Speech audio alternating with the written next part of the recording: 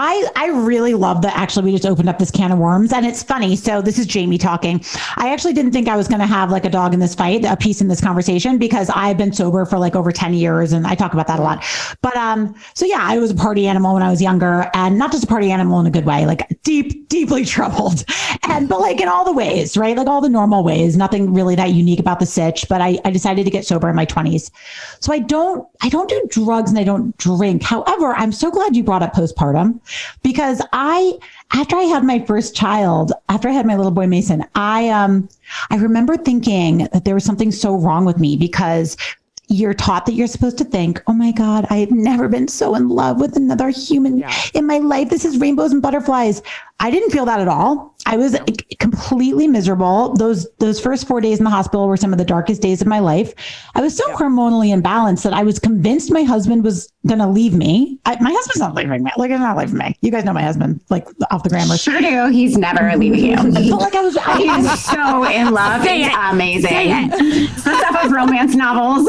But I was crazy. Yeah, but I was crazy. I was like, it's okay. I was and so when I was having my second, I had gone to my doctor. I actually went because I was having some other anxiety about delivery, because I had like my first panic attack ever, because I got claustrophobic from the epidural. So I went to a psychopharmacologist to talk about what would be safe to possibly do when I'm having this baby, because I don't really want to go through that again. It was like an 8-hour panic attack. I had a really tough time with the epidural.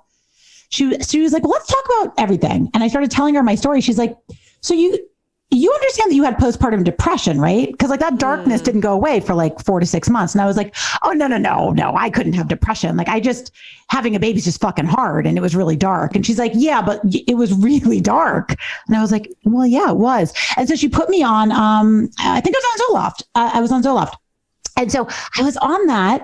A doctor, it was safe to take right before. Anyway, long story short, I was on Zoloft, whatever. Totally, everything fine. Totally had a different experience the second time around. Was it because of the SSRI? Maybe. Was it because I was just more equipped? Maybe. I also had an emergency C-section. It was all very hard. When your baby almost perishes when you are giving birth, I think you're just so stuck in the happiness of them having survived that I wasn't really even thinking about myself. However, it really helped. Fast forward though, it's 2 years later, right? For the last year, I'm like, why do I really not feel like having sex? This sucks. Like, I feel so bad. And finally, I figured it out 6 months ago. I'm like, oh my God, I think this Zoloft really fucked with my sex drive. So I tapered off, and I recently completely stopped, and it kind of came back. And I was like, oh, so I just do wish that people would talk about all of this more, because if I wasn't so ashamed to even talk about it, because even me as a wellness expert, you kind of feel a little embarrassed to put your hand up and say, I suffered with some depression. I took a doctor prescribed thing, and then this is what happened. But if we talked about it, we'd know. So I have the opposite effect. And I think it's because I'm finally able to get rid of some of the anxiety. So before, I would be not in the mood because I was thinking about all of the shit. And so Zoloft actually improved my sex life because I'm just a happier person. So it was an That's interesting great.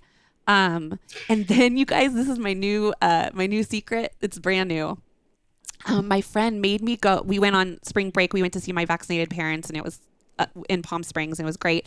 And my girlfriend was like, you will not read a book about self-help, or unless you it's will my not book. read.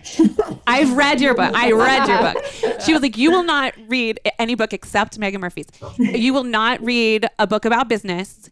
You are reading fiction. She reads a ton of books, and she's like, I'm giving you something creepy and sexy, and here you go. And I read this book in 10 hours. I mean, which for me is I read it in a day. And I have been so horny. And then I'm reading another one by the same author, and I'm in bed till midnight, and I'm like, I have not been this horny in years. So you guys put down some of the other shit and grab something sexy. I haven't felt this way since Outlander, when we were traveling on a plane. So happy. Oh my God, Tracy would look at me on the plane and be like, are you okay? And I'd be like, I'm totally fine. Just don't fucking talk to me right now. But sexy books, ladies, let's bring it back. I love that.